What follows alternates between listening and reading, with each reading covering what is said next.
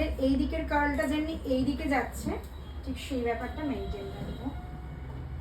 খুব ধীরে ধীরে কার্লটা করবো, কারণ সামনের ফিনিশিংটাই তো বেশি ভিজিবল হবে। পিছনের যদি কোনো গন্ডগোলও হয়ে যায় সামনেরটা তোমাকে বাঁচিয়ে দেবে। এই যে ধোঁয়াটা উঠছে, ধোঁয়াটা কি উঠছে? চুলের ময়েশ্চারটা উঠছে।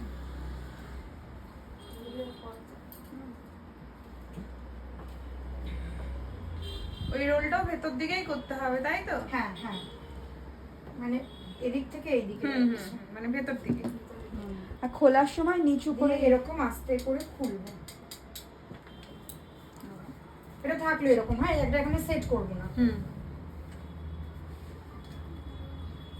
এগুলো সেট করার প্রয়োজন নেই নাকি সাইডে?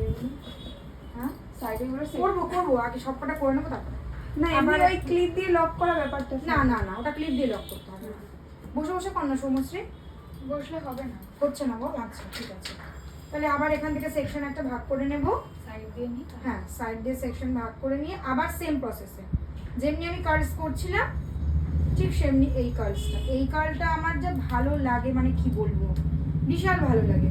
তুমি এই যে ফ্রন্টটা দেখছো, এই ফ্রন্টটা দিয়ে যাদের তুমি এক্সটেনশন হেয়ার দিয়ে দিয়েও করিয়ে দেবে, মাথায় কিচ্ছু চুল নেই, দুখানে এক্সটেনশন হেয়ার লাগিয়ে দেবে আর এরকম সুন্দর করে ফ্রন্টে যেটুকু চুল আছে সেইটুকু চুল দিয়ে ফ্রন্টে করে দাও, হেভি লাগবে দেখো। সত্যি তাই, আমারও খুব ভালো লাগে।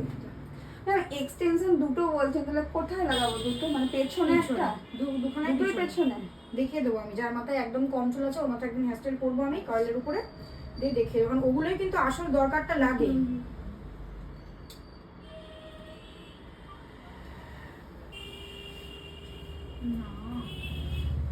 আবার এইরকম কার্লস করে সাইড পার্টিশনও করা যায়। হ্যাঁ হ্যাঁ হ্যাঁ পেছন থেকে মোড়ানো। হ্যাঁ, এটাকে একটার সাথে একটাকে এভাবে মুড়িয়ে দেবো।